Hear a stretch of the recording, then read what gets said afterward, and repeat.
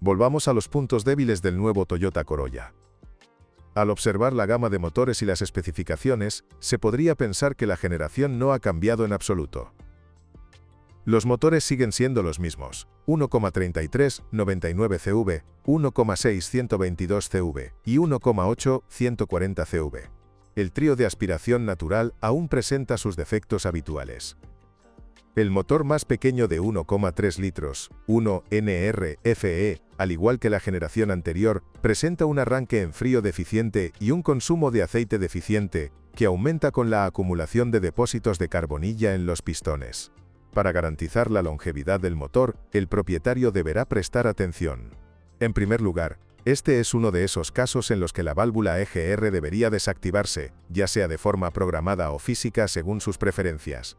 En segundo lugar, es importante descartar cuidadosamente las gasolineras que ofrecen combustible de dudosa calidad y nunca cambiar a I92. En tercer lugar, descarbonizar los pistones cada 50 a 60,000 kilómetros es una excelente medida preventiva. Con un mantenimiento adecuado, un motor de 1,3 litros puede durar 300,000 km sin un gasto significativo. Pueden surgir problemas menores, como reemplazar una bomba de agua con fugas o ajustadores de sincronización de válvulas que golpeteen en frío, pero no son necesariamente reparaciones importantes debido al desgaste de los anillos rascadores de aceite.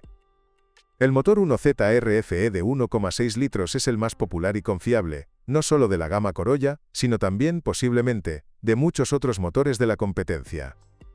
Solo obliga al propietario a limpiar frecuentemente el cuerpo del acelerador para eliminar los depósitos de carbonilla, una vez más, consecuencia del sistema de recirculación de gases de escape. Al igual que con el motor de 1,3 litros, la bomba también puede tener fugas, y los embragues de sincronización variable de válvulas pueden vibrar, lo que nos recuerda aún más que los ingenieros apenas han trabajado en la nueva generación. No está claro si están desarrollando un motor completamente nuevo, descuidando el antiguo, o si la corrección de errores es una habilidad exclusiva de los fabricantes alemanes. El motor de la serie 1,82ZR estructuralmente no se diferencia casi nada del 1,6, salvo por la diferencia en el volumen de las cámaras de combustión, por lo que los puntos débiles de la unidad son absolutamente los mismos. Aunque ciertamente me precipité un poco con la falta de atención de los ingenieros, lo siento. Todavía hay cosas que preocupan a los especialistas técnicos de Toyota. Por ejemplo, el problema de una transmisión automática de bajo consumo de combustible se ha estado gestando desde hace tiempo, y me alegra admitir que los japoneses lo han abordado bien. Después de un intento fallido de implementar un robot en el Corolla número 150, Toyota admitió su error y todo el departamento de ingeniería se apresuró a instalar una transmisión continuamente variable, probada en el crossover RAV4. La transmisión CVT con convertidor de par Aisin K311 y correa trapezoidal instalada bajo el capó del Toyota Corolla se acopla a motores de 1,6 y 1,8 litros. Es un poco ruidosa, por supuesto, sobre todo a altas revoluciones, pero no vibra al acelerar, funciona con suavidad. En cuanto a la durabilidad, también es lo esperado. Muchos no podrían recorrer ni 150.000 kilómetros sin un cambio o una revisión, mientras que algunos, especialmente cuidadosos, han alcanzado los 300.000 kilómetros sin reparaciones. La vida útil media ronda los 200,000 a 250,000 kilómetros. No se trata de la tasa de fallos, sino de la actitud ante las cosas. Para garantizar la fiabilidad de una transmisión de este tipo, hay que olvidarse de la conducción agresiva y cambiar el aceite cada 60.000 kilómetros, para evitar que las micropartículas obstruyan las válvulas de control y actúen como abrasivo entre los conos y la correa. Si tu CVT Multidrive empieza a dar tirones prematuramente, o simplemente antes de lo esperado, no te preocupes. Tu Corolla de 11ª generación podría necesitar algo nuevo, como una actualización de firmware. Normalmente, un nuevo software del concesionario puede ser de ayuda. Después de 2015, la CVT se sustituyó por una Aisin K313 con diferentes relaciones de transmisión y convertidor de par. Las deficiencias y la vida útil de esta transmisión son similares a las de la K311. Entonces, ¿vale la pena confiar en la CVT del Corolla 180? Responderé a esta pregunta como experto en coches. Una CVT es impredecible, y comprar un coche usado con ella siempre conlleva el riesgo de reparaciones costosas. Nadie, Ni siquiera el concesionario puede asegurar cómo se condujo o mantuvo el coche, así que su vida útil restante seguirá siendo un misterio. Esto no significa que deba evitar definitivamente un Corolla usado con CVT, en absoluto. Simplemente, debe calcular su presupuesto de forma un poco diferente a la que esperaría al comprar un Toyota. Si aún le preocupan las reparaciones inesperadas, una transmisión manual de 6 velocidades le brindará años de servicio sin problemas. Lo único que deberá revisar periódicamente son los fuelles de la junta homocinética, pueden reventar con el frío, y los sellos del eje de transmisión. La fiabilidad del chasis del Corolla E180 sería la envidia de muchos competidores. En teoría, no hay nada que romper. El clásico McPherson delantero y la aún más anticuada barra de torsión trasera. Los primeros cambios son necesarios a los 100.000 kilómetros, cuando se desechan los bujes y las barras estabilizadoras.